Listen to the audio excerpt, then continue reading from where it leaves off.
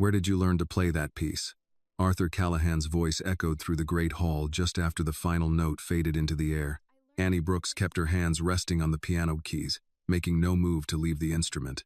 Her fingers trembled slightly, not from fear, but because even she could not understand why a familiar melody from her childhood had changed the atmosphere of the entire room. The fire in the stone fireplace behind her continued to burn steadily, the soft crackle of wood breaking through the heavy silence. Arthur walked toward her. One step, then he stopped. The cold, controlled demeanor everyone knew seemed to have vanished. "I remember quite clearly," he said slowly, as though every word required careful consideration, "that you were not the person I approved to play the piano tonight." The guests around them began turning to look at Annie. Only minutes earlier, they had been captivated by every note she played. No one had imagined that the young woman in the simple black uniform of a server could transform an extravagant charity gala into something so deeply moving. But now curiosity appeared on every face. How had an 18-year-old black girl, a temporary member of the catering staff, ended up sitting at Arthur Callahan's piano? Annie slowly rose from the bench. The black dress she wore was the standard uniform issued to temporary employees. A white serving towel was still tucked at her waist. She wore no expensive jewelry, no glamorous accessories like the other people gathered inside the mansion. "No, sir," Annie said softly. "I wasn't." Arthur studied her. "Then why?" he asked. "Were you sitting at my piano?" Before Annie could answer, Margaret Ellis, the estate manager, stepped through the staff entrance. "Mr. Callahan, the pianist scheduled to perform tonight, had an accident on the way here. His car skidded off an icy stretch of road outside Worcester. The road was closed, so he couldn't arrive on time." Margaret paused before continuing. "I asked Miss Brooks to fill in while we waited." Arthur did not turn to look at her. "You replaced a professional pianist," he said, his voice calm but razor-sharp. "With a server? It was my decision." Arthur's eyes remained fixed on Annie. "I asked her to do it." The statement only made Annie feel more exposed. Hundreds of eyes were now on her. "Mrs. Ellis only asked whether I could keep the evening from being interrupted," Annie explained. "I told her I wasn't a pianist." A man seated near the front gave a quiet laugh. "You call that not being a professional pianist?" Annie turned toward him. "I didn't say I was an amateur." She paused. "I only said I wasn't a pianist." The smile disappeared from the man's face. Arthur moved closer to the instrument. "Miss Brooks." His voice dropped. "Answer my original question." He looked directly into her eyes. "Where did you learn that piece?" Annie slowly lowered her hands. "My mother taught me." For a moment, Arthur froze. His hand reached out instinctively and gripped the edge of the piano to steady himself. Margaret immediately stepped forward, but Arthur raised a hand to stop her. He did not need help. At least, that was what he wanted everyone to believe, because a name had just surfaced in his mind. Eleanor. For 25 years, no one had known that melody. No one had ever heard that private piece of music. It was the composition he had written for the only woman he had ever loved, the woman he had lost. If Annie's mother had truly taught her that music, then a secret he had buried for decades might never have disappeared at all. He looked at Annie. "Your mother?" "Yes, sir." Arthur tightened his grip on the piano. "She taught you those exact notes?" "Yes." "The entire piece?" "Everything I know." Arthur drew a deep breath. For a moment, he no longer saw the magnificent hall before him. He saw Cambridge 25 years earlier, a small room above an old bookstore, a young woman named Eleanor standing beside a rain-streaked window. He remembered the way she listened to his unfinished compositions. He remembered her smile whenever a chord touched something deep inside her. He remembered her hand resting over his whenever he became lost in a passage he could not complete. Then Arthur returned to the present. He looked at Annie. "How old are you?" 18. The answer made his heart feel heavier, but it did not extinguish the thought taking shape in his mind. Records could be wrong. Dates could be mistaken. Secrets from the past were sometimes protected by stories adults told their children. Arthur continued. "What was your mother's name?" Annie remained silent for several seconds. His reaction had made her realize that this was no longer a simple question. "Ruth Brooks." Arthur's face went still. "Ruth." He repeated the name as though searching through a distant memory. "Yes." Not Eleanor. The spark of hope that had appeared in Arthur's eyes disappeared instantly, so quickly that Annie almost wondered whether she had imagined it. He released the piano, but his hand was still trembling. "Was Ruth Brooks a musician?" "No." "A music teacher?" "No, sir." "Then how could she have taught you the piece I just heard?" Annie looked at him. She sang it. Arthur stared at her. She sang it? Yes. Your mother sang that piece? She didn't call it a piece of music. To her, it was only a song. Arthur shook his head slightly. Miss Brooks, that was not an ordinary song. He looked at the piano. You just played several highly complex variations. Some of those passages have never appeared on any written score. Annie frowned. I don't know what a variation is. But you played them. I only played what my mother taught me. Arthur took another step forward. His voice had nearly become a plea. Think very carefully, Miss Brooks. Who truly taught you that melody? Annie looked directly at him. I already answered you. Arthur was silent for several seconds.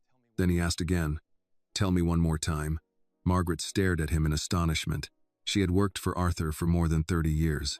She had seen him face billion-dollar crises, but she had never seen him lose control over an answer the way he was losing control now. Annie spoke slowly. My mother, Ruth Brooks, taught me. She sang that melody to me when I was a child. When I was 6 years old, I found an old piano in the basement of our church. My mother sat beside me and helped me find every note. Arthur studied her. Could your mother read music? Annie shook her head. By then she could barely see. She paused. Later she lost her sight completely. She taught me by humming each section of the melody and tapping the rhythm on our kitchen table so I could remember it. I learned by ear. That is everything I know. Arthur lowered his gaze to the piano keys. He recalled every sound Annie had just played. The gentle opening, 3 low notes answering like a distant voice, a melody that sounded like a mother singing a child to sleep in her arms. Then the music changed. Annie's left hand created a restless, unsettled rhythm. Her right hand carried the melody through transitions she did not even know how to name. But Arthur knew them. He knew every note, because he had written them. 25 years earlier, in that small room above the bookstore in Cambridge, Eleanor Hayes had sat beside him.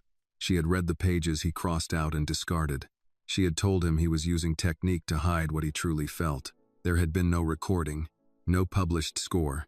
He had performed it for only one person, Eleanor, but Annie had just played a passage Arthur remembered with perfect clarity, a passage he had torn apart the following morning. What did Ruth do for a living? Arthur asked. She cleaned hotel rooms, Annie replied. Later, she worked as a caregiver at St. Agnes Nursing Home. At the far end of the hall, Charles Whitmore slowly lowered his wine glass. It was a small movement, but Margaret noticed it. Arthur noticed as well. St. Agnes? Yes. Did Ruth ever mention a woman named Eleanor Hayes? Annie shook her head. No. Are you certain? My mother died 3 months ago. Annie's voice lowered. I can't go home and ask her one more time just because you need an answer. Her words silenced Arthur. He lowered his head. I'm sorry. Thank you. What did your mother call the piece? She never gave it a name. Charles stepped forward. He leaned on his silver-topped cane. Arthur, a melody can travel farther than its composer realizes. Perhaps someone heard you play it many years ago. Arthur looked at him. It was never performed in public. But memories can become unreliable after 25 years. Arthur turned fully toward him. I remember what I destroyed. For the first time, Charles had no immediate response. Annie noticed. Arthur turned back to her. I have the original manuscript in this house. Annie stared at him. You're saying you wrote that music? I wrote the beginning. What about the rest? Arthur looked toward the piano. There was no rest. Annie spoke quietly. But I just played it. Arthur met her eyes. That is exactly why I need to know the truth. Charles stepped closer. The archives are not open to outsiders. Arthur answered coldly. This is my house. Charles looked at Annie. A girl appears without any verifiable background, performs a private composition, and then claims she does not know where it came from. You should at least consider the possibility that this has been arranged. Annie's expression changed. I came here to serve drinks and clear tables. I didn't even know Mr. Callahan's name until this afternoon. Charles replied. Then perhaps you should return to the job you were hired to do. Arthur's face immediately hardened. That is enough, Charles. The two men stared at each other. Annie understood that there was an old story between them, one she knew nothing about. Arthur turned to her. Come with me, Miss Brooks. I want you to see the manuscript. Annie hesitated. An image appeared in her mind. The wooden music box Ruth had left behind, and the small piece of paper hidden beneath its lining. When you hear the ending of the song, open the box. For months, Annie had not understood what the message meant. But tonight, She was beginning to feel that she was about to find the answer. She followed Arthur toward the private wing of the estate. Arthur led Annie out of the great hall and deeper into the private wing of the Callahan estate.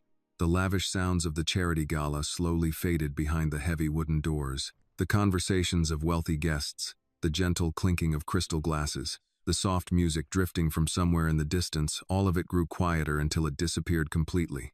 Only the sound of their footsteps remained, echoing along the long carpeted corridor. Annie followed several steps behind Arthur. She did not understand why she was still going with him. Part of her wanted to turn around immediately and leave before the situation became any more complicated. Arthur stopped in front of a large wooden door at the end of the hallway. He took a key from his coat pocket, unlocked the door, and pushed it open. "This is where I keep my personal records," he said. Annie followed him inside. The room was completely different from the rest of the estate. There were no expensive decorations meant to impress guests. No oversized paintings displayed merely as symbols of status. Instead, every wall was lined with towering bookshelves. They held old letters, handwritten notes, photographs faded by time, and hundreds of carefully organized boxes. A large wooden desk stood near the window. The light from outside fell across objects that had been preserved for many years. Arthur walked to a locked drawer. He opened it, removed a small metal box, and placed it on the desk. "Before you see this," he said, looking at Annie, "I need you to understand something." Annie said nothing. She waited for him to continue. "This manuscript has never been shown to the public."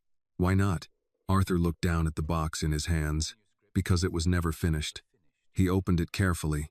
Inside were several old pages of sheet music protected beneath a clear covering. The ink had faded with age, but every handwritten mark remained precise and deliberate, as though the composer had poured his entire concentration into each line of music. Annie stepped closer. Arthur removed the manuscript and placed it in front of her. "Look." Annie lowered her eyes. The moment she saw the first notes, she froze. Familiar. So familiar that her heart seemed to miss a beat. The opening written on the page was the same melody she had just played in the ballroom. Those 3 low notes, that rhythm, the gentle melody Ruth had hummed to her when she was a child. Annie looked up at Arthur. "That's impossible." Arthur did not answer immediately. He simply watched every change in her expression. "Keep looking." Annie returned her attention to the music. She could not read it the way a formally trained musician could, but she recognized it. She knew where the melody shifted. She knew where it changed direction. She knew where the tempo had to slow. Her fingers moved unconsciously in the air, tracing the keys of an invisible piano. "This part," she whispered. Arthur immediately leaned closer. "Which part?" "This is where my mother always slowed down." Arthur's expression changed. "Your mother changed the tempo?" "No." Annie shook her head. "She didn't change anything. She only played it the way she remembered it." Arthur looked back at the manuscript. This passage was never published. Annie looked at him. "My mother never saw this sheet music." Arthur's voice dropped. "No one else ever did." A strange tension settled between them. Arthur turned to the next page, but the composition ended abruptly. The note stopped in the middle of an unfinished musical phrase. Annie frowned. "This isn't the whole song." "No. You said you wrote it." "I did." "Then why didn't you finish it?" Arthur looked down at the incomplete score. "I could never find the right ending." Annie reached out and lightly touched the edge of the paper, careful to avoid the musical notation. "My mother used to say that music had to tell the truth." Arthur looked at her. "What else did she say?" Annie was silent for several seconds. "She said some songs weren't created just to be performed." Arthur waited. "They were created to find their way home." Arthur's face changed slightly. The words affected him more deeply than he expected. "Did Ruth ever tell you where she learned this music?" "No." "Did she ever mention my name?" Annie shook her head. "No." Arthur tried to hide his disappointment, but Annie noticed it anyway. "Did she leave behind anything else connected to the song?" Annie thought of the wooden music box sitting in her small apartment. "My mother left me a box." Arthur looked at her. "What kind of box?" "A small wooden music box. There's a key inside." "And a note?" Arthur asked slowly. "What did the note say?" "She said that when I heard the ending of the song, I should open the box." Arthur stared at her. "The ending?" "Yes. But you don't know the ending." "No." They both looked at the manuscript. Arthur turned back to it and placed his hand beside the unfinished section. "Your mother taught you a composition that matches my incomplete manuscript." Annie folded her arms across her chest. "That doesn't mean I'm your daughter." Arthur looked at her. I never said it did. But you thought about it. Arthur did not deny it. Annie turned away. My mother was the one who raised me. She was the one who stayed beside me when everything became difficult. She worked until her hands ached just so I could have a winter coat, shoes that fit, and a school uniform. Arthur lowered his eyes. I understand. No. Annie spoke gently. You don't. There was no anger in her voice. Only truth. If this story touched your heart, please like this video, comment where you are watching from, and subscribe to the channel for more powerful stories about truth, courage, and justice. And this time, Arthur did not try to argue. After a moment, he closed the manuscript. I want to find out where all of this came from. Why?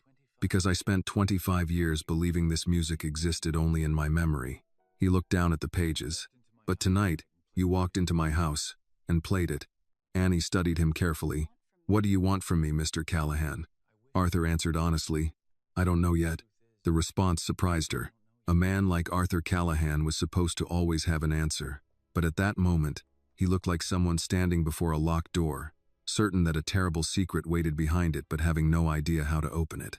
I want you to stay here while we investigate. You'll have your own room. I'll compensate you for your time. You'll be allowed to examine everything connected to this composition. Annie shook her head. I don't need your money. Arthur looked at her. I didn't say you did, but that's how people like you solve everything. Arthur remained silent. Annie continued. You find a problem. You write a check. Then you tell yourself the problem has been solved. For a moment, Arthur wanted to argue, but then he simply said, perhaps you're right. The answer surprised Annie.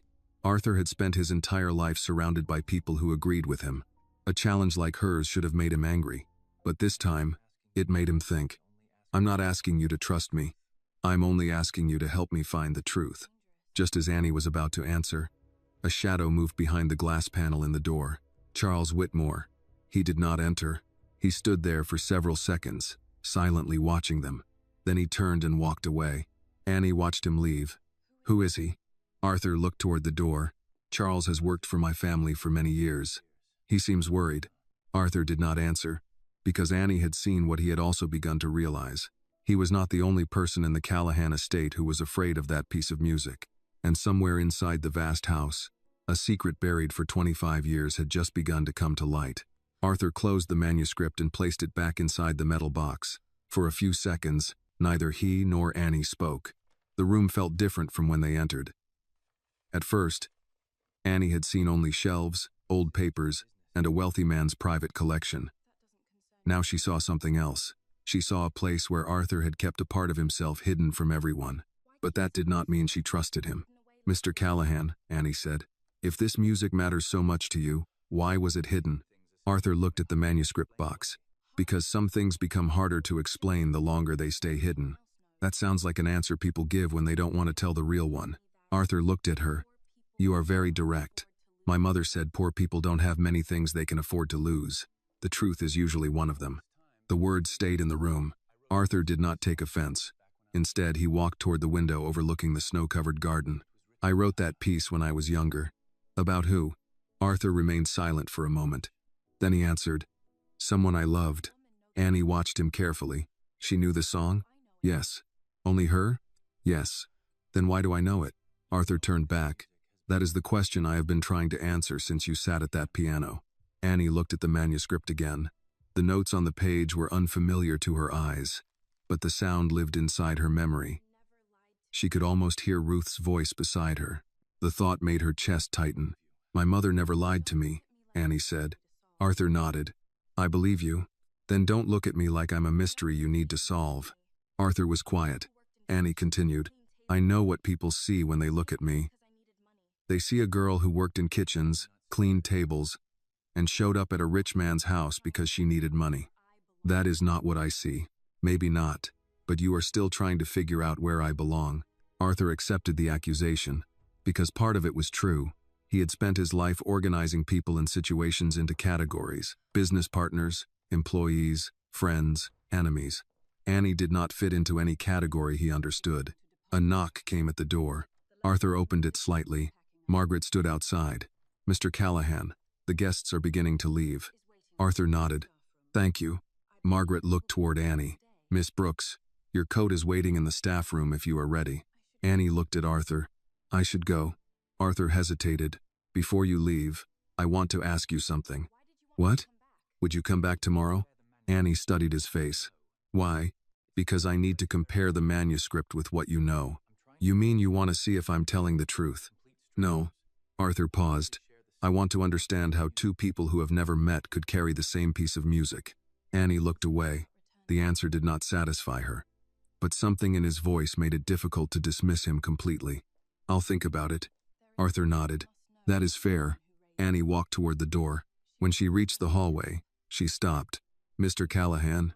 Yes? My mother's name was Ruth Brooks. Arthur looked at her. Not Eleanor. Not anyone else. I understand. She was the person who raised me. Arthur gave a small nod. I believe that matters. Annie left. Arthur remained alone in the archive. A few moments later, Charles Whitmore entered without knocking. You should not have shown her the manuscript. Arthur did not turn around. I needed to know if she was telling the truth. And she was. Charles walked farther into the room. That does not prove anything.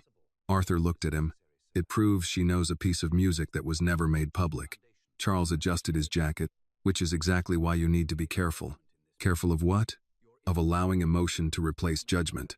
Arthur's expression hardened. You seem unusually concerned about a young woman who played a piano piece. Charles remained calm. I am concerned because I have spent 40 years protecting this family. Arthur looked at him. Protecting it from what? Charles did not answer immediately. From mistakes. Arthur walked toward the desk. No. You are protecting it from consequences. The words surprised Charles.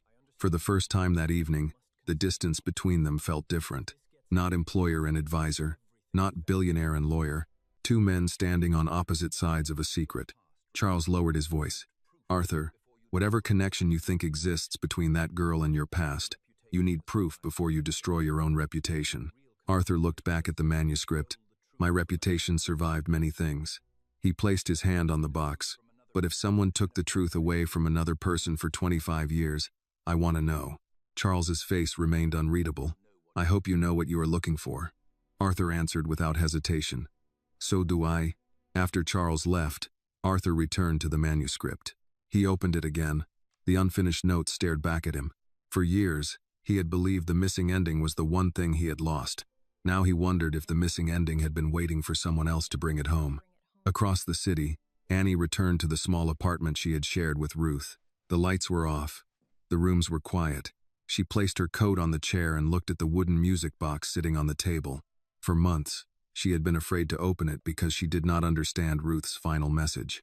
But tonight, after hearing Arthur Callahan say the same music had come from his own hands, Annie felt something she had never felt before.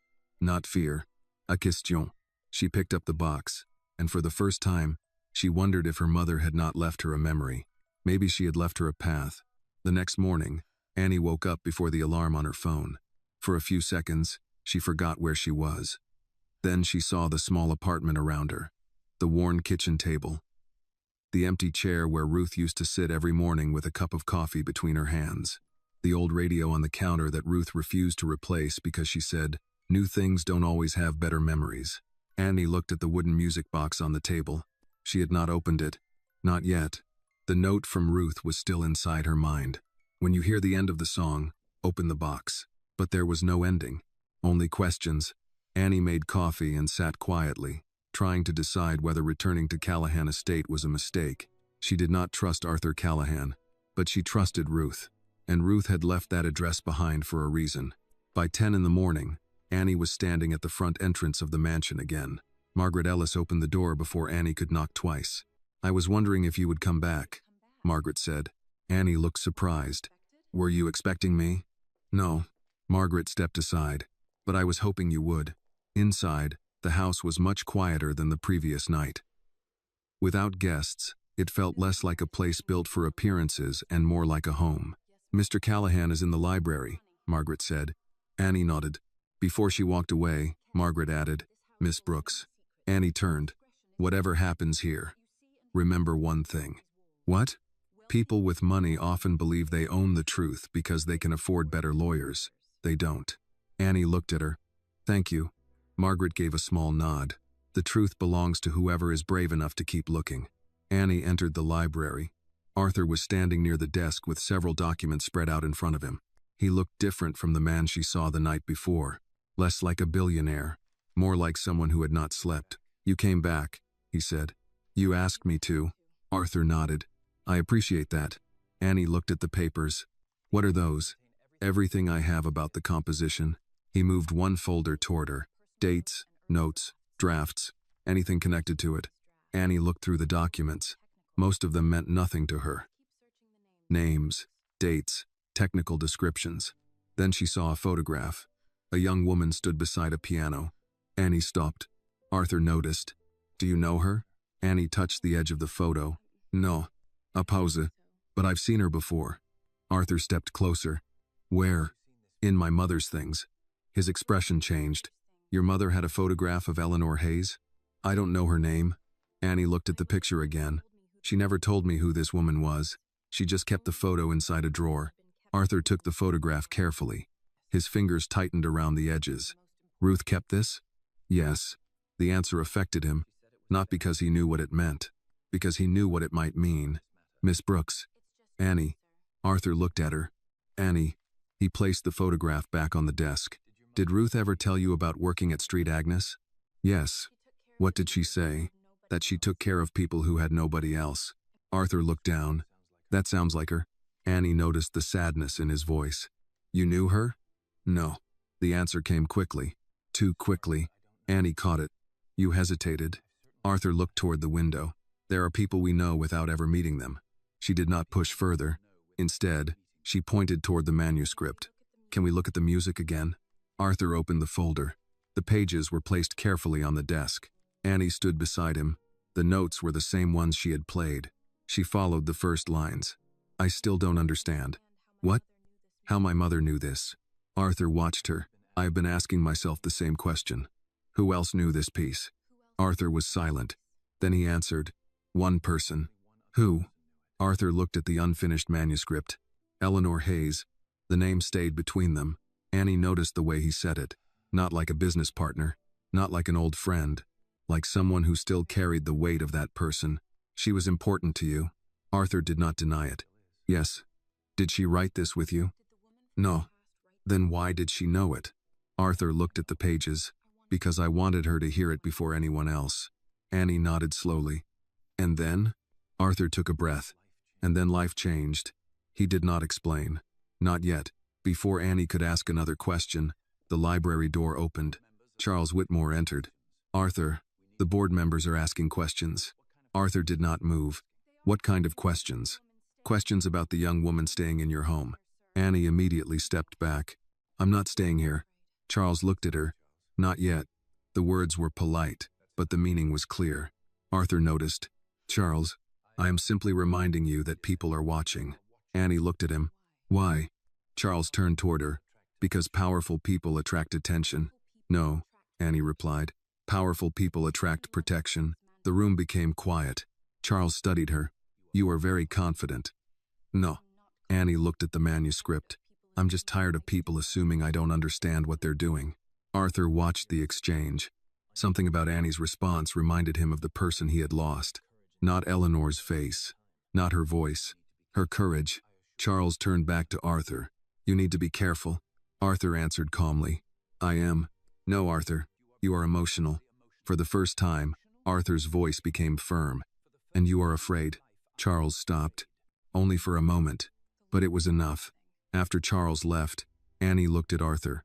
"He knows something." Arthur nodded. "I think so." "Then why do you still trust him?" Arthur looked toward the closed door.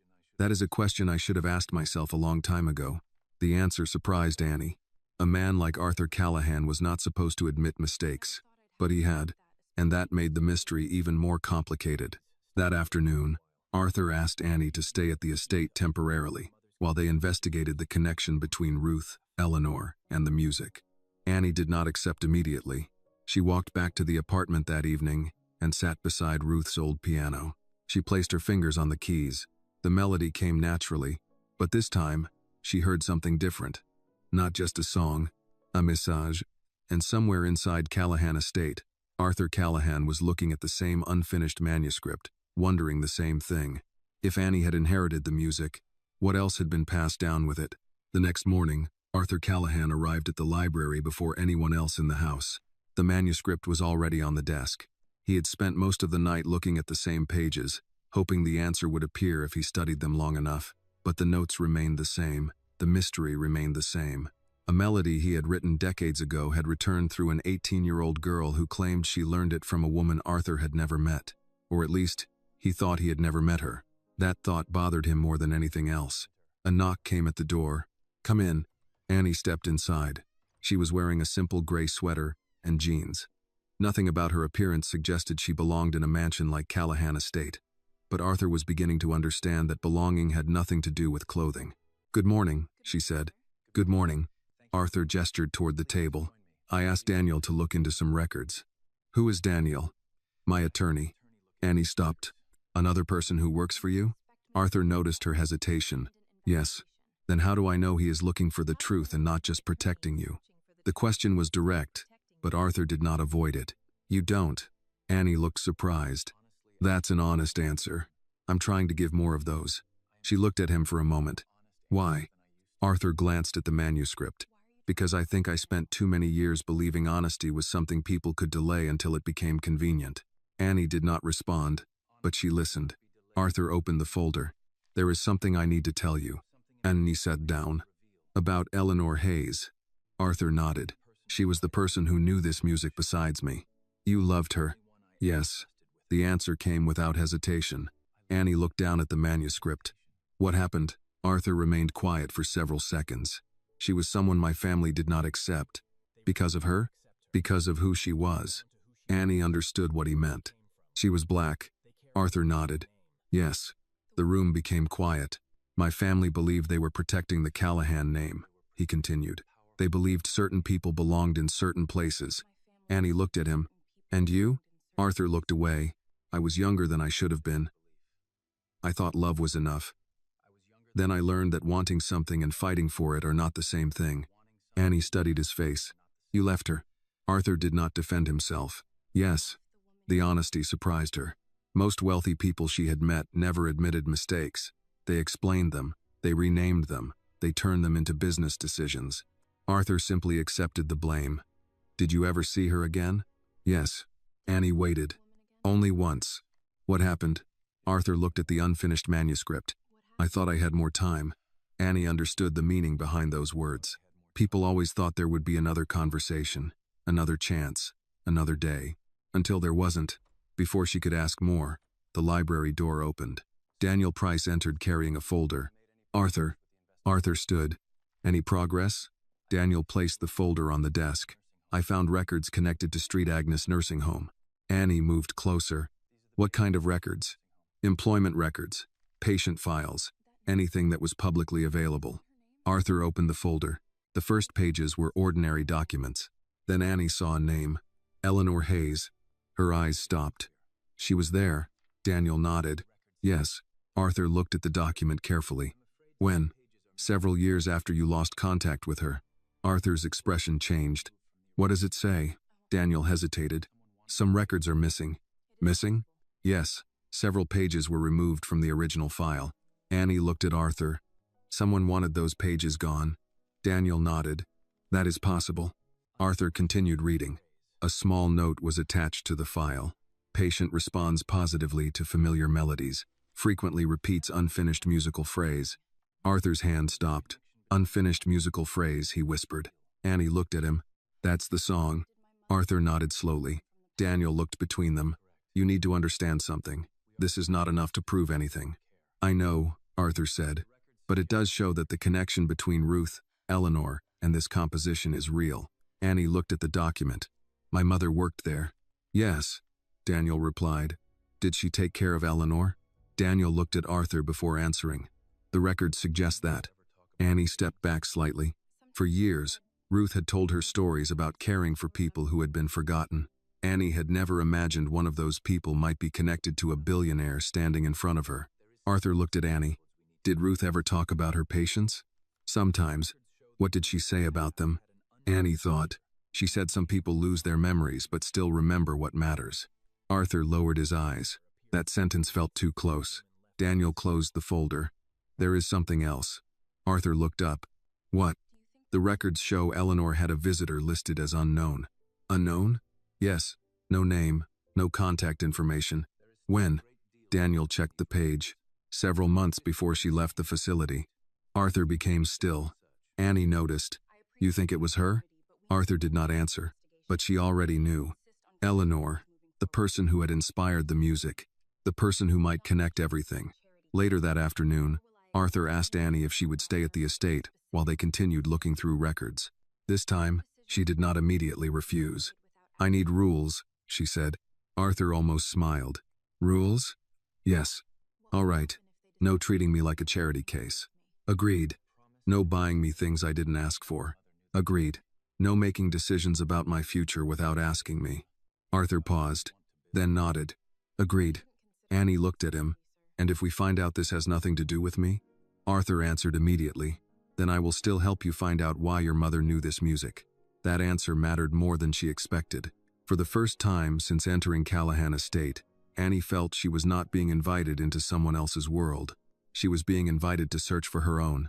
That evening, while Annie sat in the music room practicing the melody, Arthur stood outside the doorway listening. He did not interrupt, because for the first time in 25 years, the song was not a memory. It was alive again, but neither of them noticed Charles Whitmore standing at the end of the hallway. He had heard enough. Ruth Brooks, Eleanor Hayes, the missing records, the girl at the piano. The past Arthur thought was buried had started breathing again, and Charles knew exactly what would happen if the truth reached the light. The next morning, Arthur, Annie, and Daniel drove to Street Agnes Nursing Home. The building was located on the edge of Boston, away from the financial district and the neighborhoods where Arthur usually spent his time. It was an older brick building with narrow windows and a small garden in front. A wooden sign near the entrance carried the name of the facility. Though the paint had started to fade, Annie looked through the car window. My mother worked here for years. Arthur glanced at her. You came here often? No. She paused. Ruth didn't like people feeling sorry for her. She always said there was a difference between needing help and needing someone to see you as helpless. Arthur nodded. She sounds like someone with strong principles. She was. The answer was simple, but Arthur heard the meaning behind it. Ruth Brooks had been someone Annie respected deeply, someone who had given her a life without having much herself. Inside the building, they were greeted by Helen Ward, a former head nurse who still volunteered several days a week. When she saw Arthur, surprise crossed her face. Arthur Callahan? Arthur nodded. Mrs. Ward, I never thought I would see you here. Neither did I. Helen looked toward Annie. And you must be Ruth's daughter. Annie's expression softened slightly. Yes. Helen smiled. Ruth talked about you often. Annie looked surprised. She did? All the time. What did she say? Helen smiled. She said you were stubborn. Annie almost laughed. That sounds like her. She also said you listened carefully before making decisions. She considered that a rare quality. Arthur watched the exchange quietly. He noticed something. People spoke about Ruth differently than they spoke about most employees. They did not describe her as someone who worked for them. They described her as someone who mattered. Helen led them through the hallway toward the old records room. Most of the files were transferred years ago, she explained. But some things stayed here. Daniel looked around. Were records handled differently back then? Yes, Helen answered. Especially before everything became digital. Paper files could disappear if someone wanted them to. Arthur looked at her. Are you saying someone removed records? Helen stopped walking. I'm saying people sometimes forget that paper has a memory. Annie looked at the old file cabinets lining the wall. And what did these papers remember? Helen unlocked one cabinet. Things people wished they could forget. She pulled out several folders. The first records belonged to Eleanor Hayes. Arthur stood still when he saw the name. Helen noticed. You knew her. Arthur nodded. Yes. She remembered you. The words surprised him. What? Helen opened the file. Not always. Her condition became worse over time. Some days she did not remember where she was. Some days she forgot names. Arthur looked down. But? Helen looked at Annie. But music stayed. Annie moved closer. What do you mean? She would hum the same melody every evening. Arthur's breathing changed. The song? Helen nodded. Yes. No one spoke. Helen continued. Ruth was the one who noticed. She said Eleanor became calmer whenever she heard that melody, so Ruth started learning it. Annie looked confused. Learning it? Ruth couldn't read music. Neither could she write it down. She memorized it. Arthur looked at Annie. The same way Annie had learned. Helen pulled out another document. Ruth told me once that some memories don't live in the mind. She tapped her chest. They live somewhere deeper. Annie touched the edge of the file. Why didn't my mother tell me? Helen looked at her carefully. I don't know. The answer was honest. She protected you, Annie.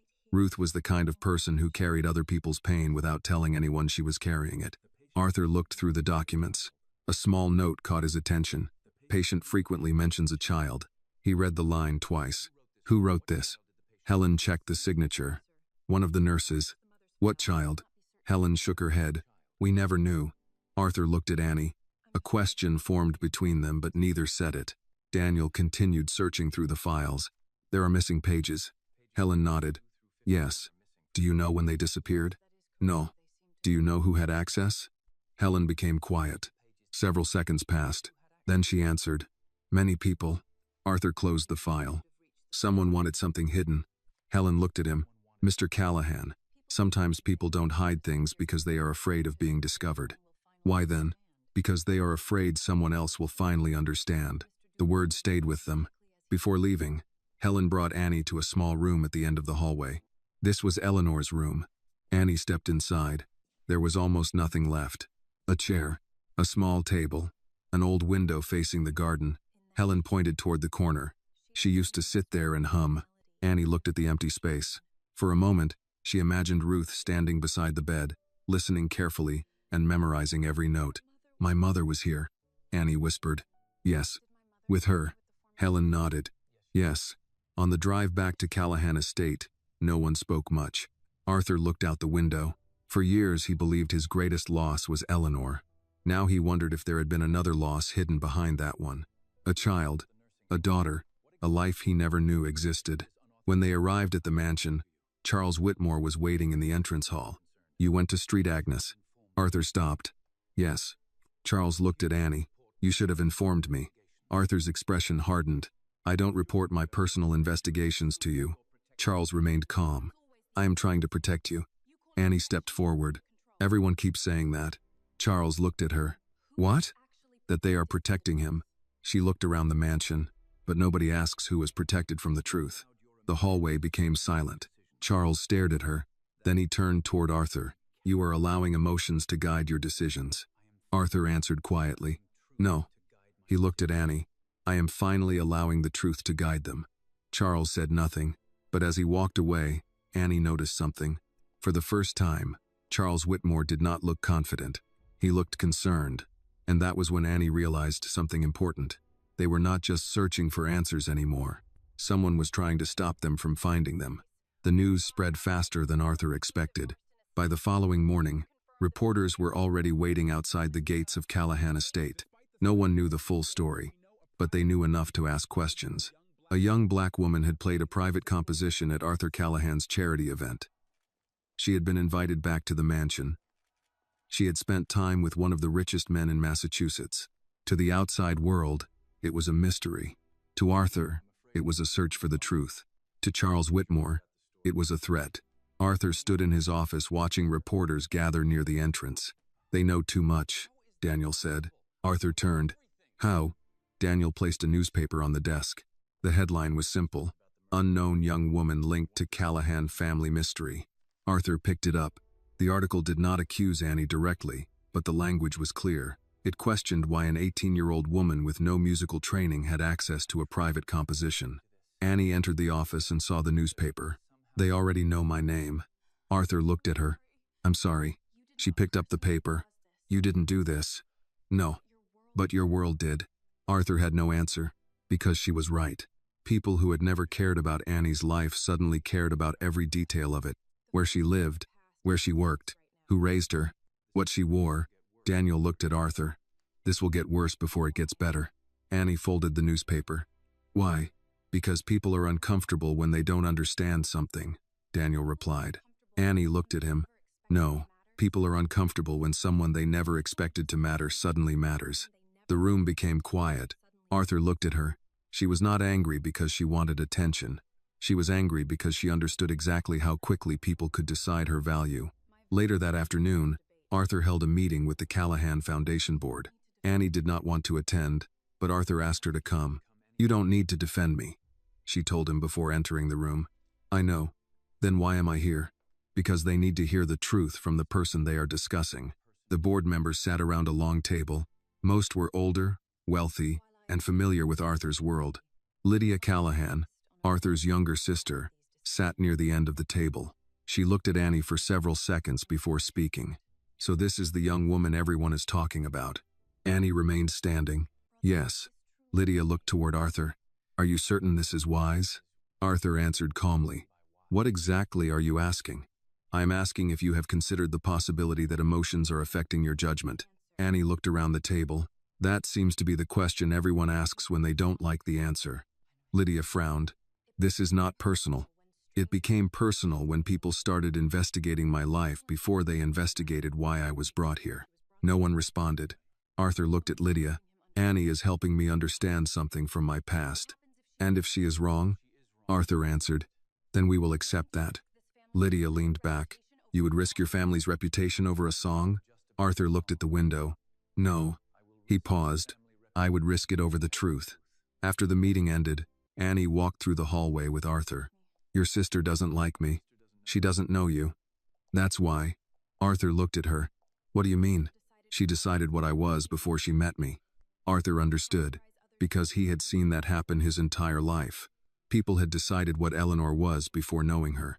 The difference was that this time, he was watching it happen to Annie. That evening, Charles Whitmore appeared on a local television interview.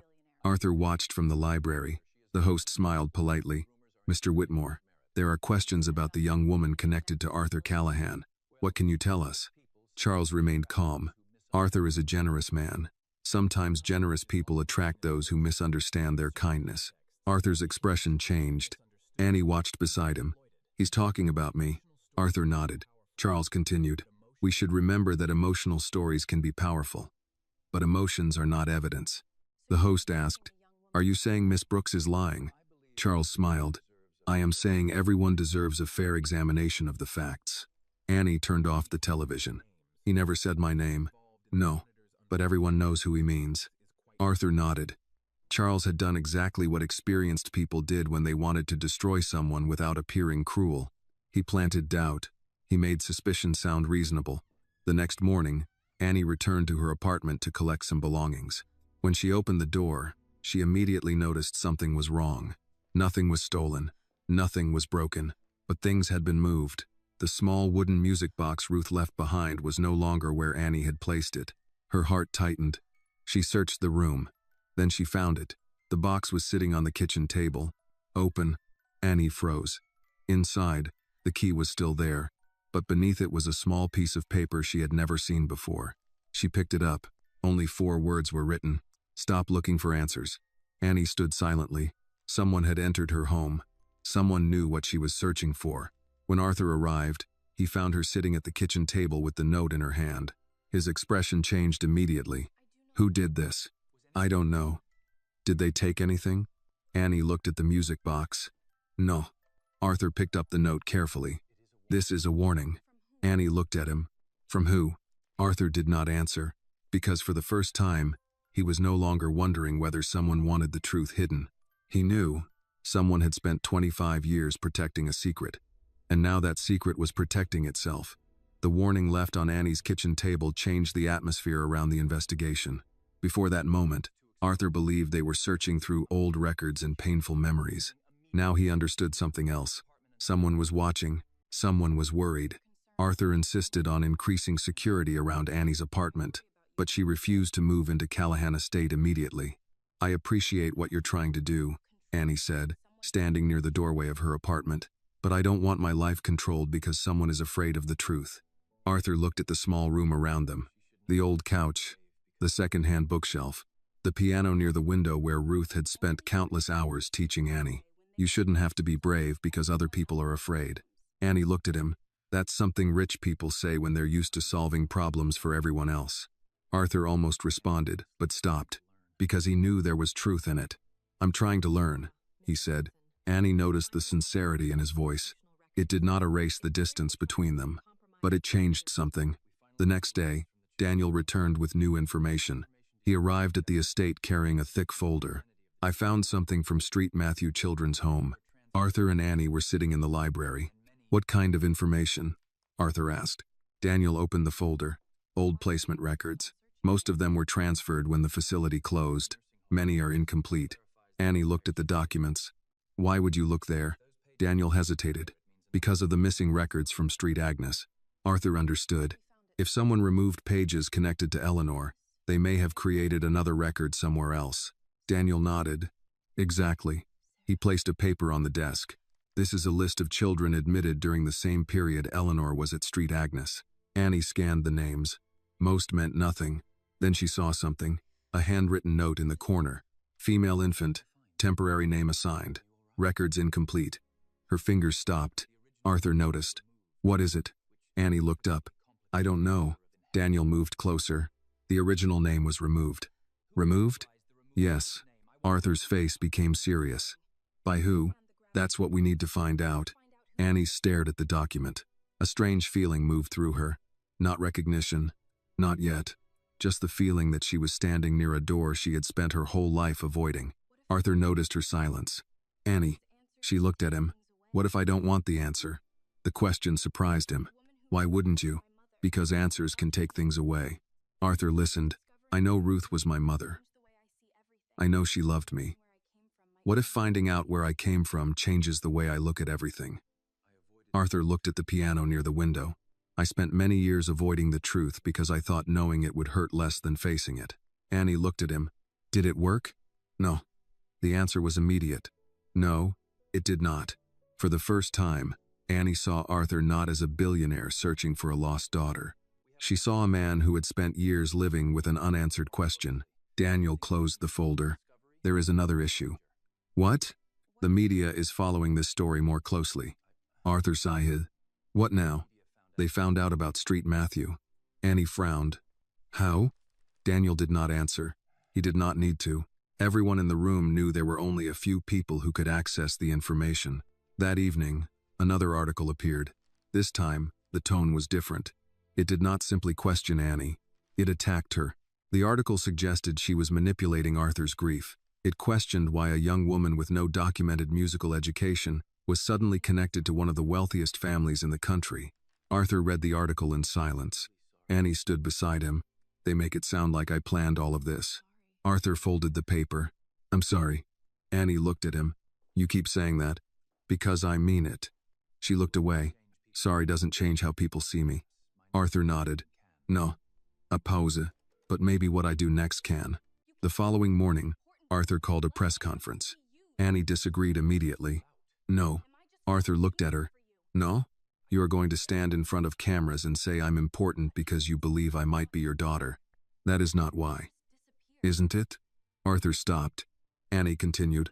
"If I'm not your daughter, what happens? Do I disappear?" The question hurt because Arthur realized he did not have an answer. Annie lowered her voice. "I don't need the world to know I might belong to a rich family."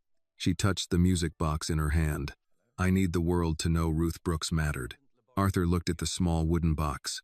That was the first time he understood the difference between finding a daughter and honoring a mother. Later that afternoon, Daniel received a call. The independent laboratory had completed its review of the old records. "There is something unusual," Daniel said. Arthur picked up the phone. "What?" "The original blood test records connected to the Callahan family have inconsistencies." Annie looked at Arthur. "What does that mean?" Daniel's voice became serious. "It means someone may have altered information before." Arthur stood still.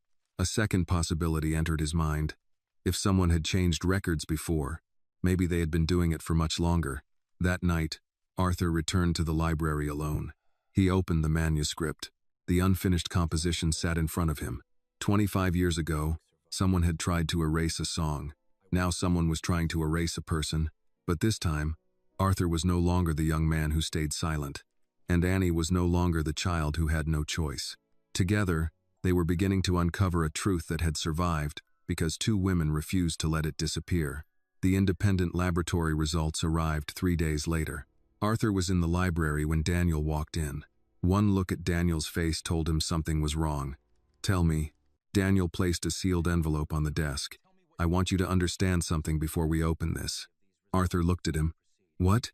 "This result answers one question. It does not answer every question." Arthur nodded. "Open it." Annie was standing near the window. She had not said much since Daniel arrived. She had learned that some moments were too important to interrupt with guesses. Daniel opened the envelope. He read the paper silently. Then he looked at Arthur. "The result is clear." Arthur waited. Daniel took a breath. "Arthur Callahan is not the biological father of Annie Brooks." The room became silent. Annie looked down. She had prepared herself for many possibilities. But hearing the words still hurt. Arthur did not move. For several seconds, he simply stared at the paper. Then he took it from Daniel. He read the result himself. Again and again, as if the words might change. They did not. Annie slowly stepped back. "I should leave." Arthur looked up immediately. "No." The answer came too quickly. Annie stopped. "Why?" Arthur struggled to find the right words. Because every possibility he had allowed himself to imagine had disappeared in one sentence. But the person standing in front of him was still the same person who had walked into his home and played a song he thought was lost forever. "I don't know what this means yet." Annie gave a small, painful smile. "It means I'm not your daughter." Arthur looked at her. "It means this test says that." "That's the same thing." "No." His voice was quiet. "It isn't." Annie looked away. "Mr. Callahan, you don't have to protect my feelings." "I'm not." "Then what are you doing?" Arthur looked at the piano across the room. "I'm trying to understand why someone spent 25 years hiding this music." Daniel watched them carefully.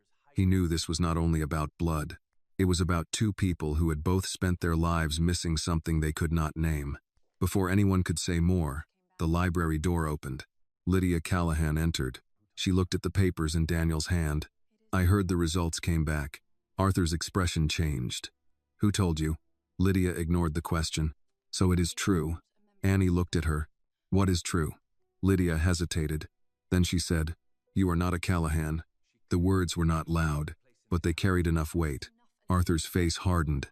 "That is enough." Lydia looked at him. "Arthur, you need to think clearly. The board will ask questions." "About what?" "About why a stranger was brought into this family investigation." Annie looked at Lydia. "I never asked to be part of your family." The room went quiet. Lydia looked uncomfortable for the first time. Arthur stepped forward. "Annie stays." Lydia looked surprised.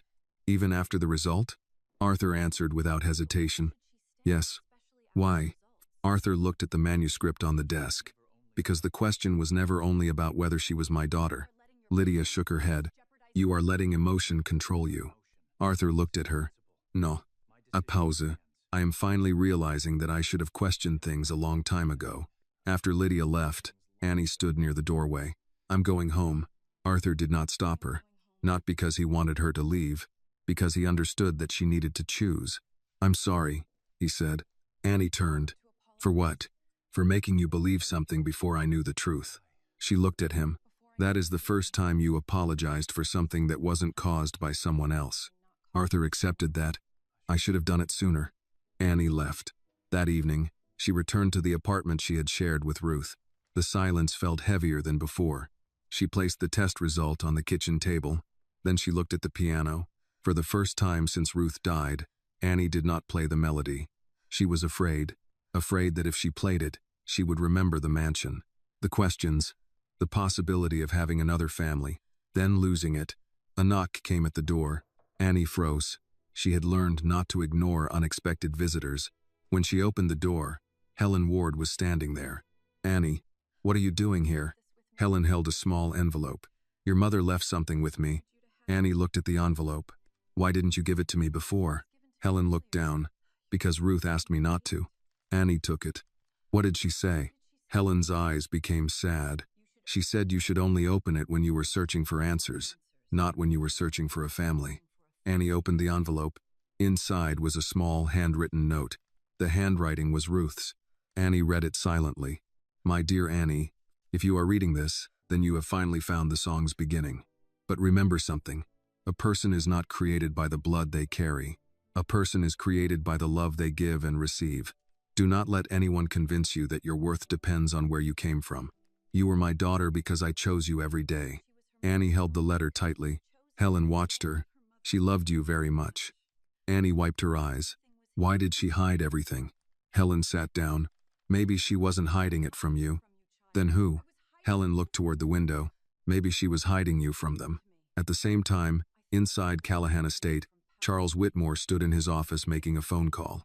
The test worked. A pause. No. He believes the girl is not his. He looked out at the mansion grounds. But we have another problem. What problem? Charles lowered his voice. The music. He looked toward the library. The girl still has the one thing we never managed to destroy. The next morning, Daniel called Arthur. There is something wrong with the test. Arthur immediately stood. What? The result is real. Arthur waited. But the sample history is not. Daniel continued. The original sample was not processed through the normal chain. Someone submitted it before the official verification. Arthur's expression changed.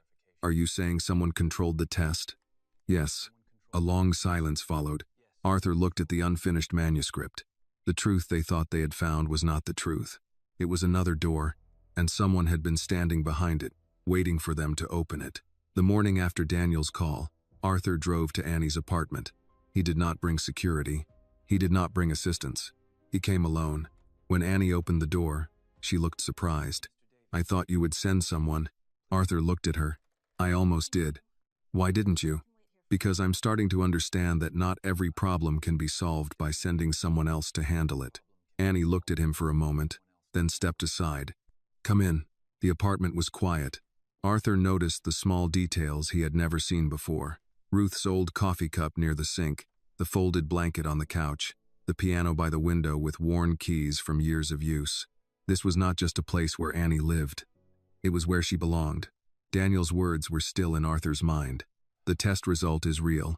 The sample history is not. Someone had wanted them to believe Annie was not his daughter. Someone had planned it. I owe you an explanation, Arthur said. Annie sat across from him. About the test? Yes. She looked down. I already know what happened. Arthur was surprised. How? Because Ruth taught me something. What?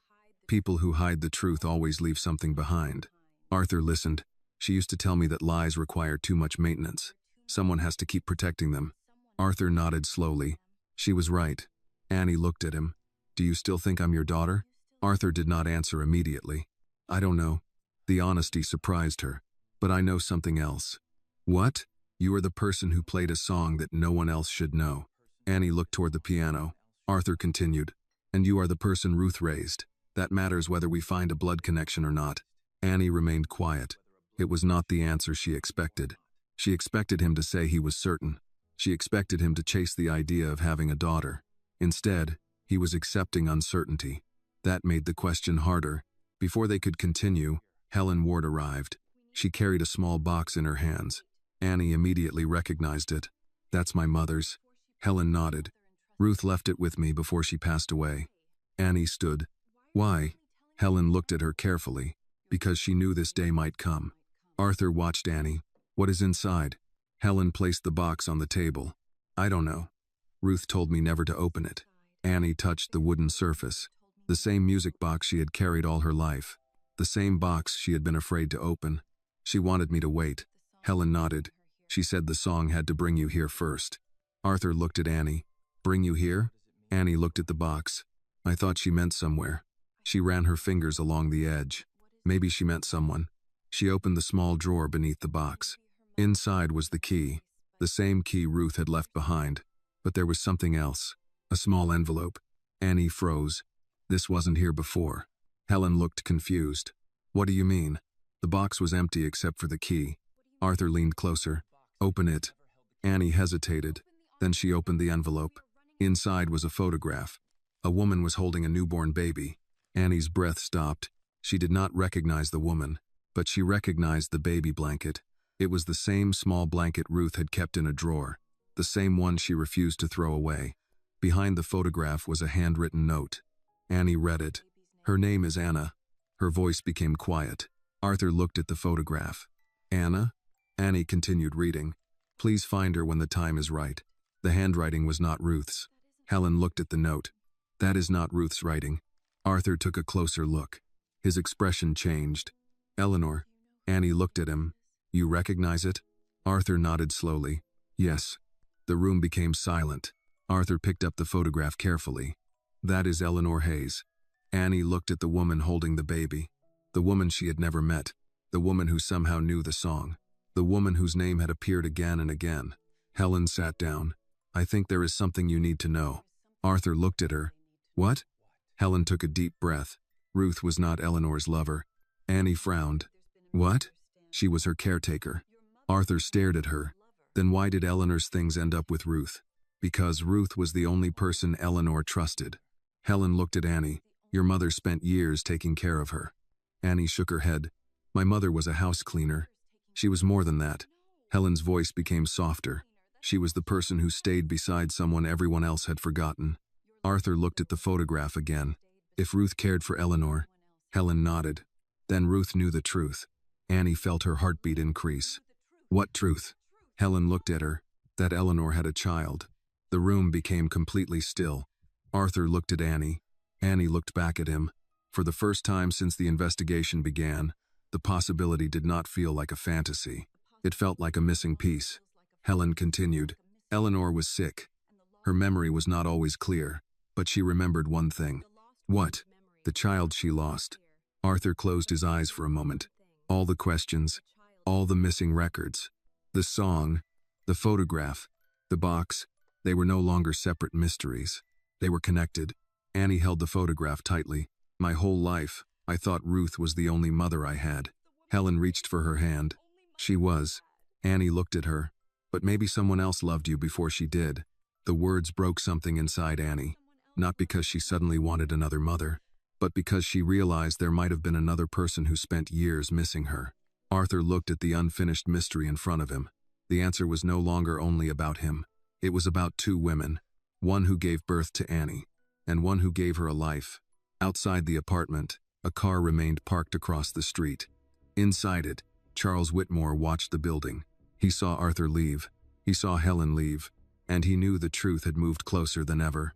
The music had survived. The letters had survived. And now the girl who carried the melody had found the woman who started it all. Charles picked up his phone. We have a problem, he said. A pause.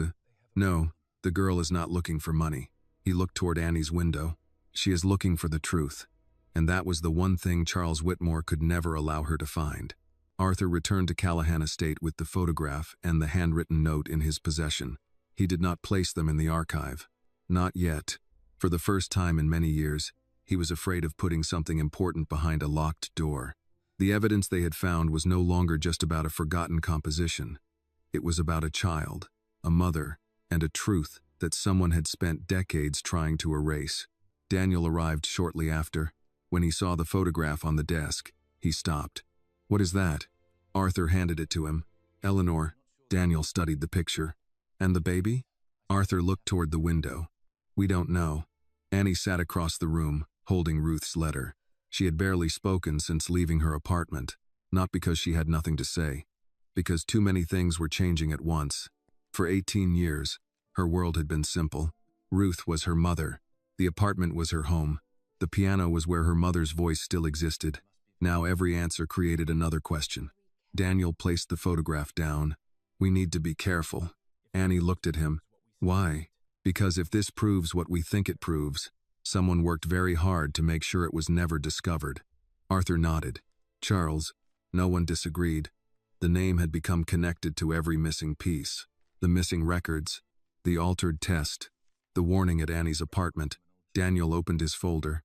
I went back through the documents from Street Matthew. Arthur looked at him. You found something? Yes. Daniel removed several copies. The original admission record for the infant was incomplete. But there was one thing that survived. He placed a small document on the table. A hospital transfer form. Annie leaned closer. What am I looking at? Daniel pointed. The signature. Arthur looked down. A name was written near the bottom. Charles Whitmore. The room became silent. Annie looked at Arthur. Your lawyer signed this? Arthur did not answer immediately. His face had changed. Not anger. Disbelief. He was working for my father at the time. Daniel nodded. That means he had access. Arthur picked up the document. His hands tightened. How could he hide something like this? Annie looked at him.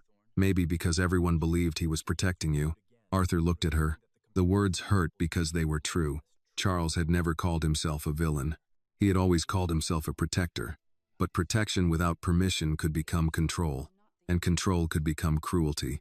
Daniel continued, "There is another issue." "What?" "The blood test." Arthur looked up. Daniel placed another file on the desk. "I reviewed the chain of custody again." "And?" "The sample used for comparison was yours." Arthur frowned. "Then why was the result wrong?" "Because the other sample was not Annie's." Silence filled the room. Annie stared at him. "Someone used someone else's sample?" Daniel nodded. "Yes." Arthur stood. "Who?" "We don't know yet." Annie looked at the photograph. The baby. The woman she had never met. The song that connected them. Everything was pointing in one direction, but someone kept trying to push them away from it. Arthur walked toward her. "Annie." She looked up. "If the next test proves what we suspect." She interrupted him. "Don't." Arthur stopped. "Don't what?" "Don't start treating me differently before we know." Arthur understood. She was afraid of becoming valuable only because of what she might represent. "I won't." Annie looked at him. "Promise?" Arthur nodded. "I promise." That afternoon, Daniel arranged a new DNA test through an independent medical center. No Callahan employees, no family lawyers, no private laboratories, only the necessary people involved. While they waited, Annie returned to the music room. Arthur found her sitting at the piano. "You don't have to play if you don't want to." "I know." She placed her fingers on the keys. But Ruth would say avoiding a song never makes it disappear. Arthur stood quietly nearby. Annie began playing. This time, Arthur did not listen for proof. He listened for Ruth, for Eleanor, for the people connected by a melody that had survived when everything else was taken away. When Annie finished, Arthur spoke. "Your mother was remarkable." Annie looked at him. "Which one?" The question surprised him. Then he answered carefully. "Both." Annie looked back at the piano. "I used to think having questions meant something was missing." Arthur waited. "Now I think maybe questions are how we find what was always there." Before Arthur could answer, Daniel entered the room. Neither of them needed to ask. The expression on his face told them everything. "The results are ready." Annie stood. Arthur remained still. Daniel held the envelope. This time, there was no uncertainty, no missing chain of custody, no outside interference. Only the truth. Daniel opened it. He looked at Annie first, then Arthur. "The results confirm." He paused. Arthur held his breath. "Arthur Callahan is Annie Brooks's biological father." No one spoke. The answer they had been searching for finally existed. But instead of celebration, Arthur felt something heavier. Regret. Because finding his daughter did not erase 18 years without him. Annie looked down at the floor. She had spent her entire life wondering where she came from. Now she knew, but knowing did not change the woman who raised her.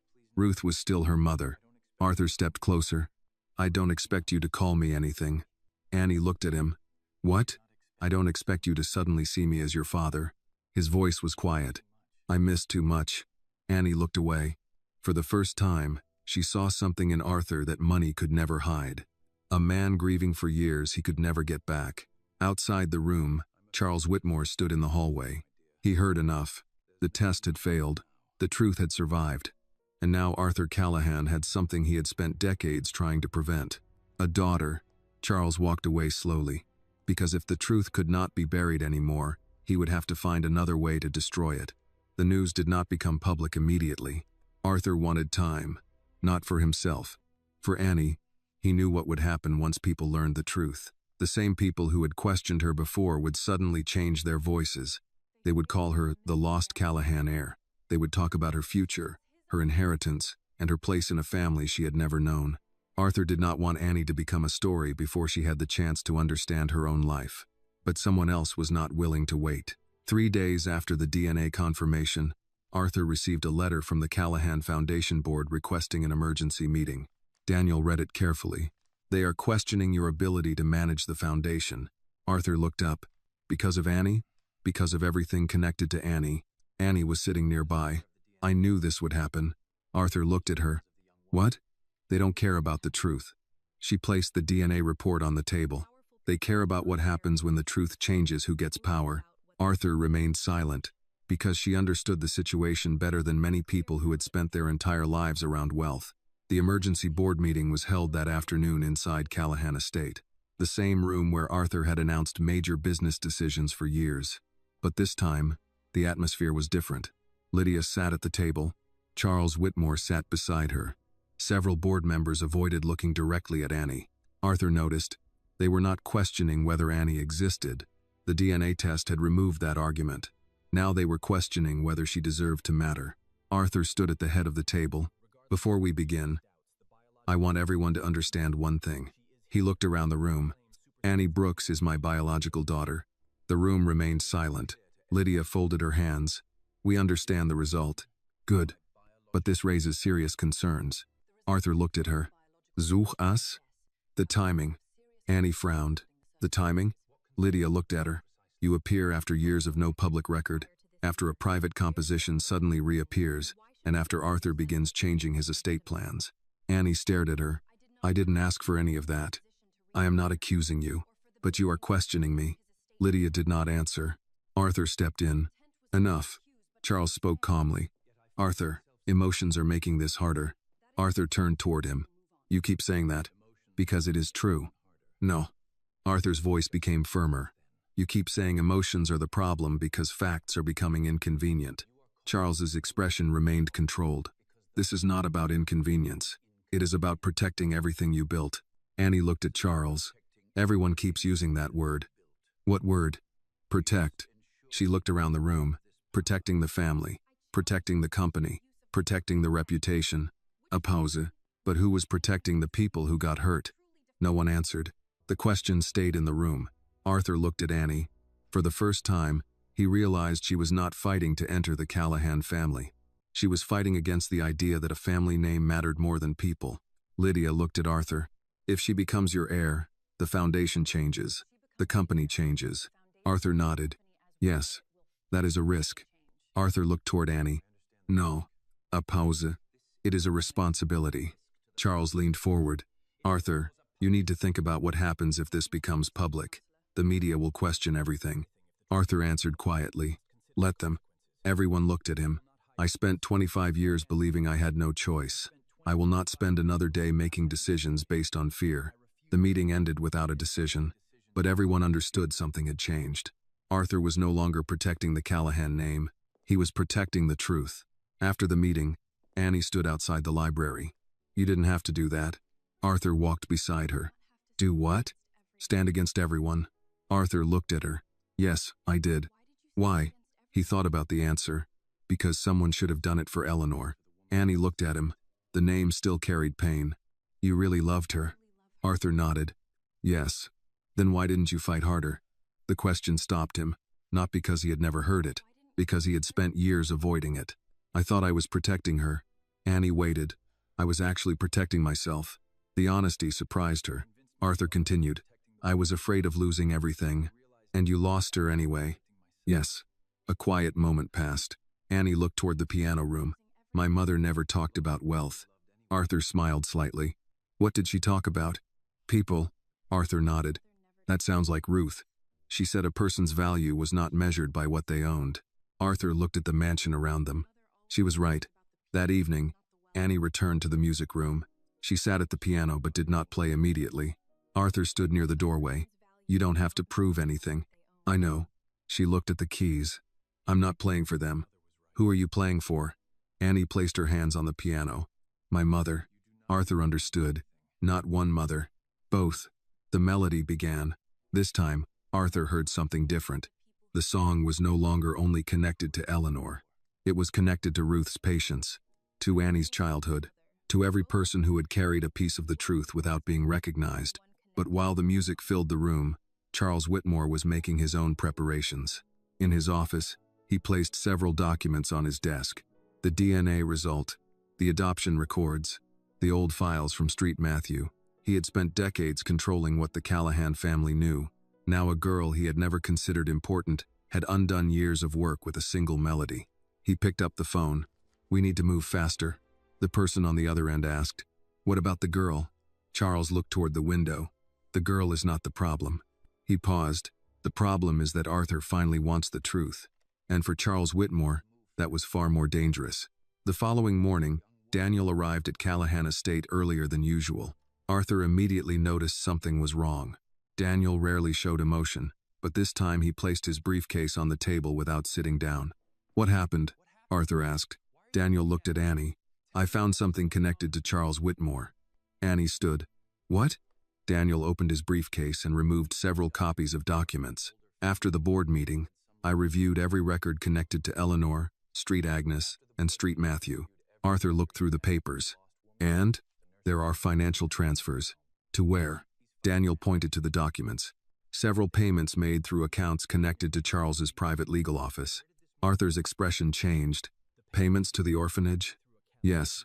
The room became quiet. Annie looked at the papers. "Why would a lawyer pay an orphanage?" Daniel answered carefully. "That is what we need to prove." Arthur continued reading. The dates matched. The same period when Eleanor disappeared from his life. The same period when the child records became incomplete. Arthur placed the papers down. He knew. No one asked who he meant. They all knew. "He knew about Eleanor," Arthur said. "He knew about the child." Daniel nodded. "And he may have controlled what information reached you."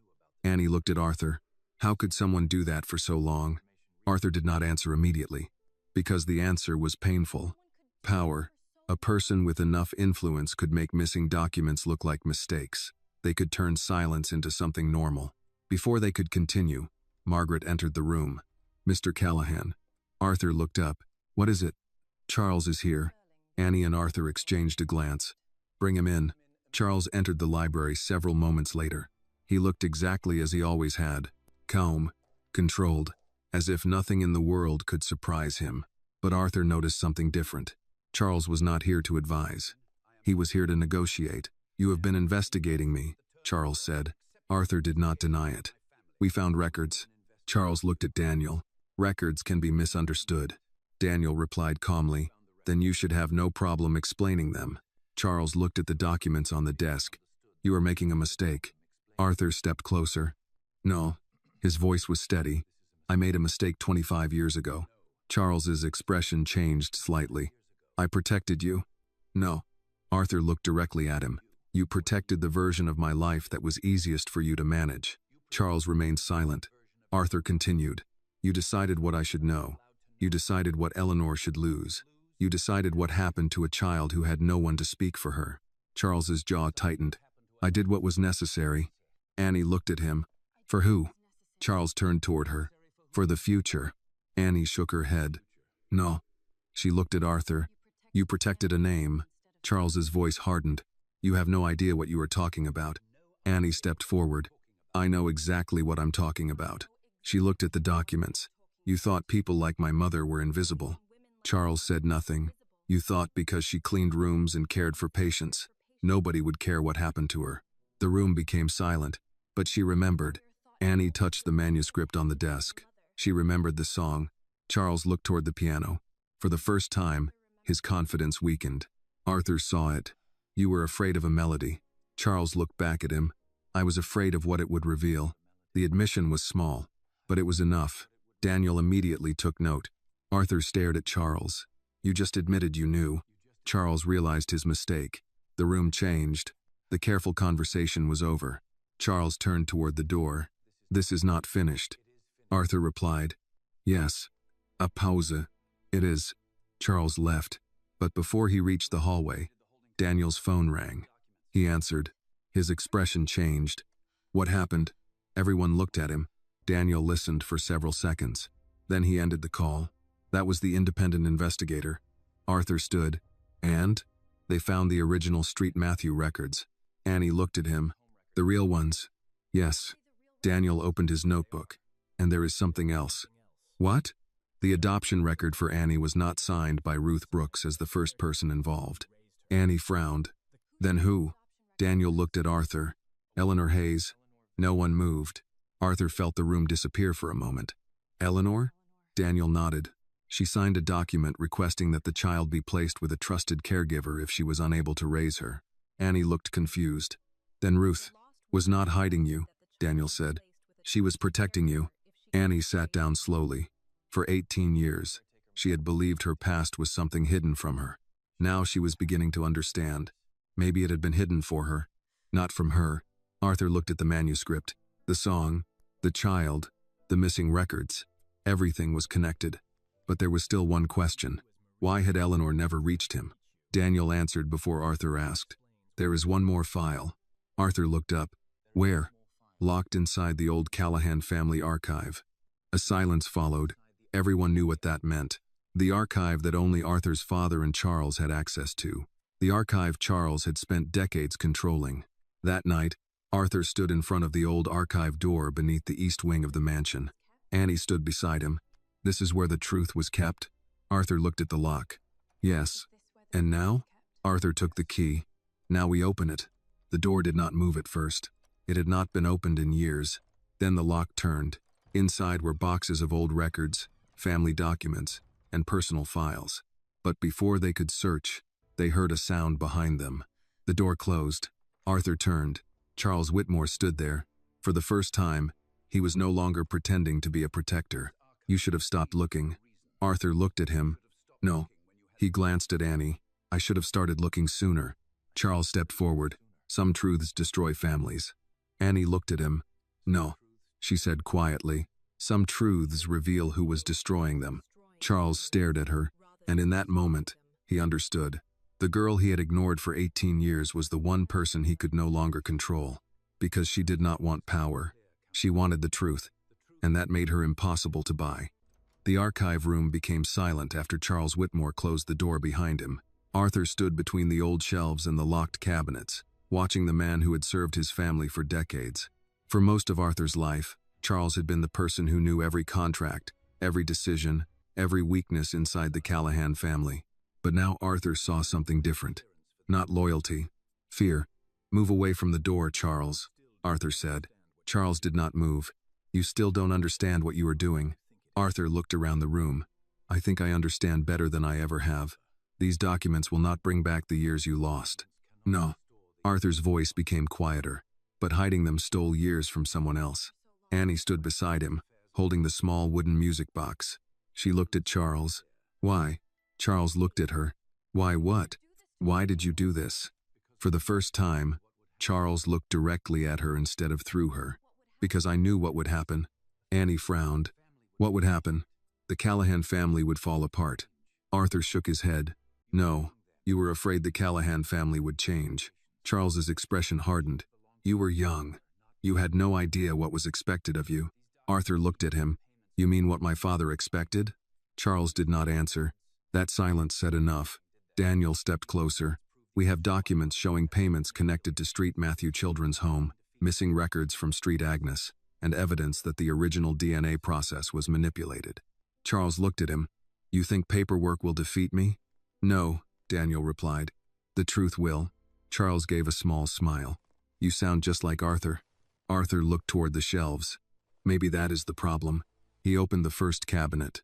Inside were boxes marked with years. 1976. 1977. 1978. Arthur stopped when he saw the final label. 1983, the year everything changed. He removed the box. Charles stepped forward. Arthur. No. Arthur looked at him. You don't get to decide what I see anymore. Inside the box were letters. Dozens of them. Most were unopened. Arthur picked up the first envelope. The handwriting made his hands stop. Eleanor. His breathing changed. Annie noticed. Is that her? Arthur nodded. Yes. He opened the letter carefully. The words were simple, but the meaning was devastating. Eleanor had written to him. Again and again. She wrote that she needed to speak with him. She wrote that something had happened. She wrote that their child was alive. Arthur closed his eyes. All those years, all those letters, never delivered. Annie looked at Charles. You had them. Charles remained silent. Arthur looked up. Did you read these? Charles did not answer. That was the answer. Arthur stepped closer. You knew. Charles finally spoke. I knew what would happen if you received them. What? You would leave everything. Arthur stared at him. Yes.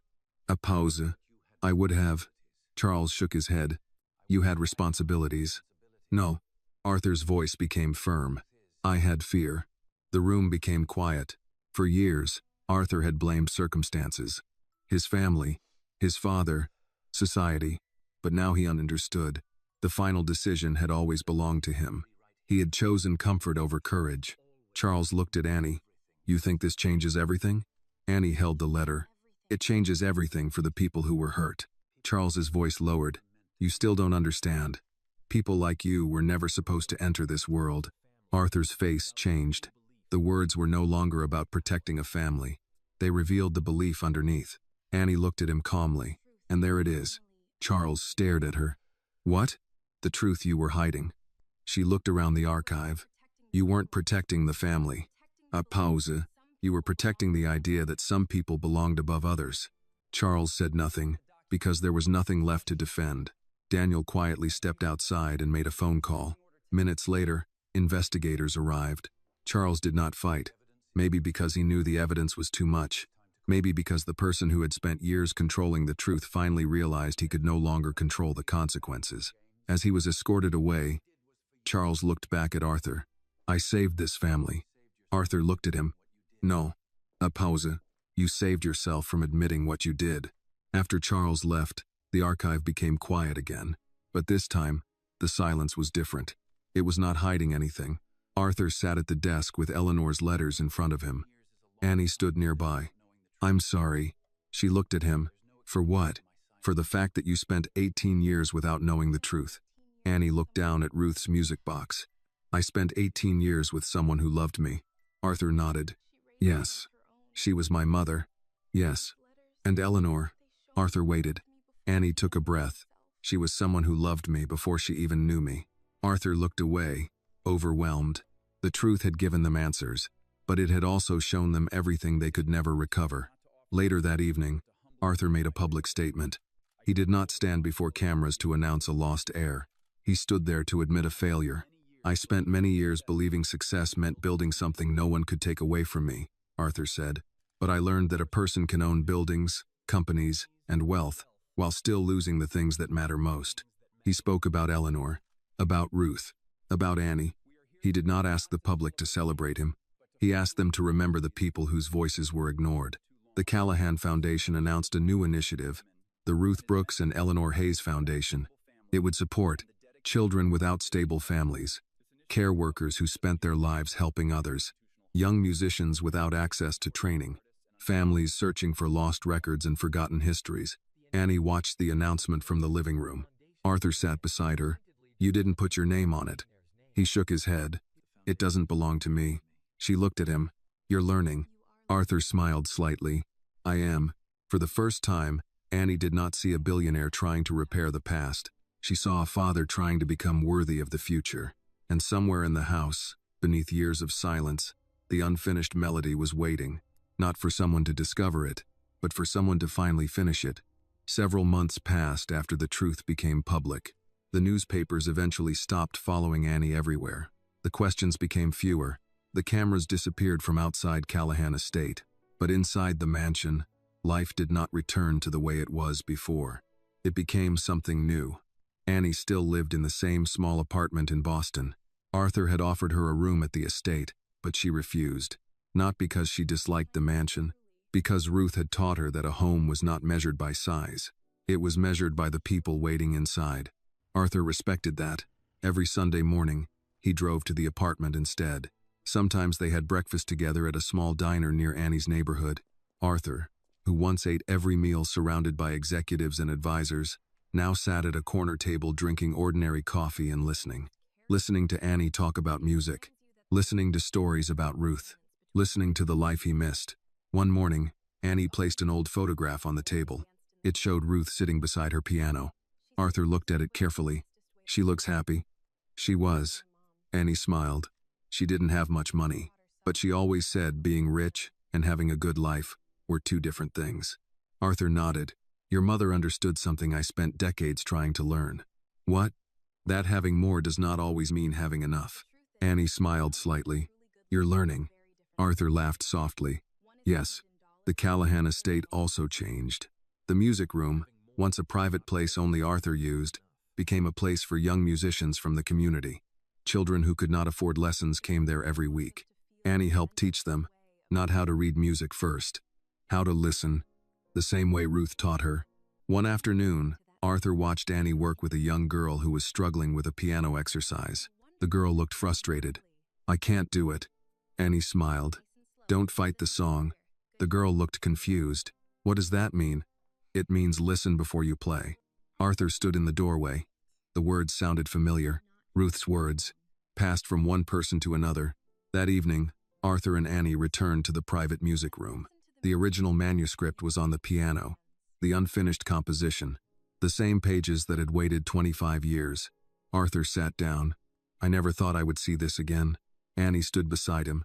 "You thought it was gone?" "Yes. Maybe it was waiting." Arthur looked at her. "Waiting for what?" Annie placed her hand on the piano. "For the right people." Arthur smiled. He began playing. The first notes were the ones he had written decades earlier. Annie joined him, but this time, she did not simply repeat what Ruth had taught her. She added her own voice. The melody changed. The opening belonged to Arthur. The warmth belonged to Eleanor. The rhythm belonged to Ruth. And the final movement belonged to Annie. For several minutes, neither of them spoke. They did not need to. The missing ending was no longer missing. When the final note faded, Arthur remained still. "I always thought the ending had to be something I created." Annie looked at him. "But?" Arthur looked at the piano. "But maybe it was never supposed to belong to one person." Annie nodded. The next month, they held a small gathering in the music room. No reporters, no investors, no speeches about wealth, only family and friends. Margaret sat in the front row. Daniel stood beside her. Helen Ward held a photograph of Ruth. Next to it was a photograph of Eleanor. Two women who had never met in the same way, but who had protected the same child. Arthur placed the completed manuscript on the piano. There was a new title written at the top, "The Women Who Brought Me Home." Margaret read it quietly. "That is beautiful." Arthur looked at Annie. She chose it. Annie shook her head. We all did. Before they played, Arthur looked at Annie. There was something he had wanted to say for months. Something he had avoided because he knew words could never replace lost years. "I know I cannot give you back the time we lost." Annie looked at him. I know I missed birthdays. I missed school events. I missed the moments when you needed someone." His voice became quieter. "But I want to be there for the moments that are still coming." Annie looked at him for a long time. Then she said, "I don't need you to pretend the past didn't happen." Arthur nodded. "I won't. I just need you to be here now." Arthur looked down, unable to hide his emotion. "I am." Annie sat beside him. Together, they placed their hands on the piano. The first note began. When the final piece ended, the room remained silent for a few seconds. Then everyone stood, not because a billionaire had found an heir, not because a missing daughter had returned, but because a truth that had been buried for decades had finally been allowed to speak. Later that evening, Arthur and Annie remained alone in the music room. Snow fell outside the windows, the same kind of snow that had surrounded the night she first walked into his home. Arthur looked at the piano. "Do you think Ruth knew this would happen?" Annie smiled. "I think Ruth knew something." "What?" "That love always leaves a trail." Arthur looked at her. "And the song?" Annie placed her fingers on the keys. The song was just the trail she left behind. She played the opening notes again. This time, Arthur did not hear a lost composition. He heard Eleanor's love, Ruth's sacrifice, Annie's strength, and the life they had almost lost. Two hands moved together across the black and white keys. Different histories, different journeys. Une mélodie. And after 25 years of silence, the unfinished song finally had its ending. The story carries a powerful message about truth, love, and the people who shape our lives. It reminds us that a person's worth is never determined by their wealth, social position, or where they come from. Annie discovered that family is not only created by blood, but also by sacrifice, kindness, and the choice to love someone every day. Ruth Brooks, a woman with little money but a generous heart, proved that the quiet acts of ordinary people can leave a legacy greater than any fortune. The story also teaches us that hidden truths may be painful, but they are necessary for healing. Real justice does not come from protecting reputations or preserving powerful names. It comes from having the courage to face the past, acknowledge mistakes, and make things right. In the end, the greatest inheritance is not money or status, but the love, courage, and compassion we leave behind for others. This video is a work of fiction created with the assistance of artificial intelligence. All characters, events, and situations are not real and do not represent any actual people or true stories. The content is intended for storytelling and emotional illustration only.